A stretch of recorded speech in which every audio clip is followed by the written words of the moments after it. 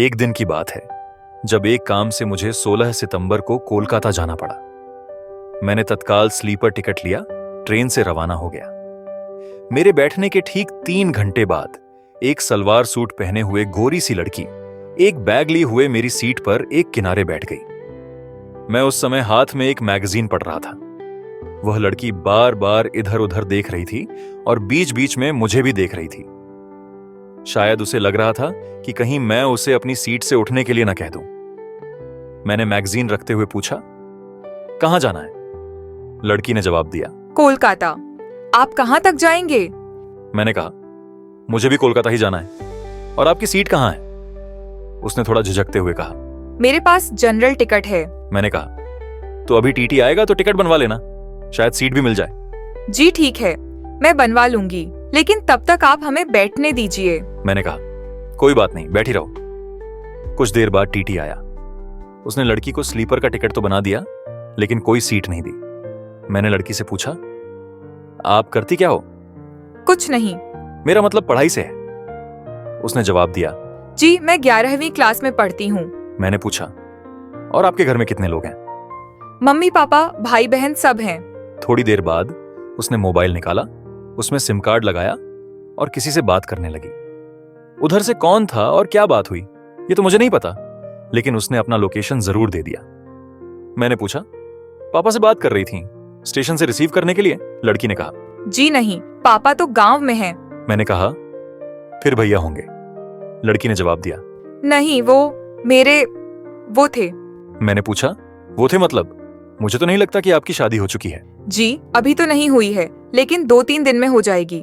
लड़की मुस्कुराते हुए बोली। मैंने कहा, ओह अब समझा, इसका मतलब प्रेम विवाह करने वाली हो। जी। लड़की ने जवाब दिया और मुस्कुराने लगी।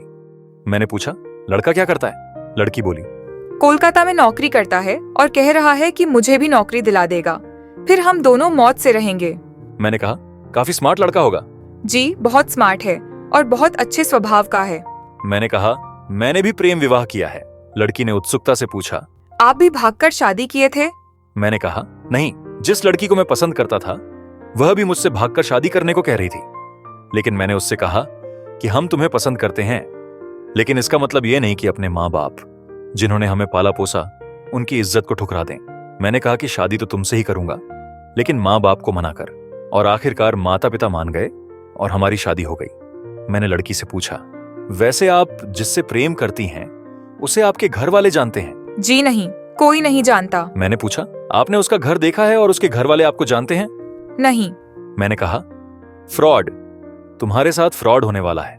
लड़की ने कहा, नहीं, वह ऐसा वैसा लड़का नहीं है, वह मुझसे बहुत प्यार करता है। मैंने कहा, जो प्यार करता है वह जताने की कोशिश नहीं करता, और तुम्हारे धन या सुंदरता से प्रेम करने वाला असली प्रेमी नहीं हो सकता। लड़की बोली, नहीं, वह ऐसा नहीं कर सकता। मैंने कहा, ठीक है, लेकिन मैं तुम्हें एक तरीका बताता हूँ, क्या तुम उसकी परीक्षा लेना चाहोगी?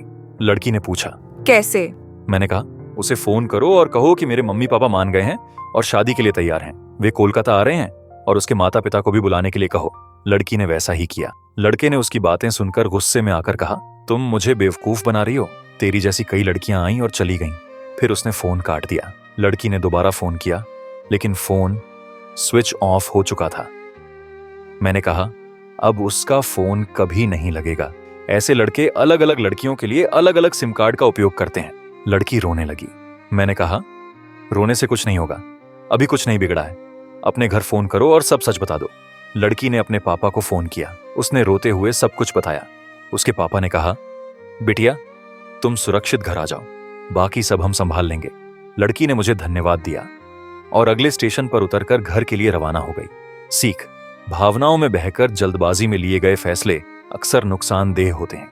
हमें सतर्क रहना चाहिए और अपने परिवार का साथ कभी नहीं छोड़ना चाहिए। धन्यवाद। दोस्तों, आपको ये वीडियो कैसी लगी हमें कमेंट में ज़रूर बताइएगा, और आप किस जगह से ये वीडियो देख रहे हैं ये भी हमें कमेंट में ज़रूर बताइएगा, और इस वीडियो को ज़्यादा से ज़्यादा लाइक शेयर ज़रूर कीजिएगा।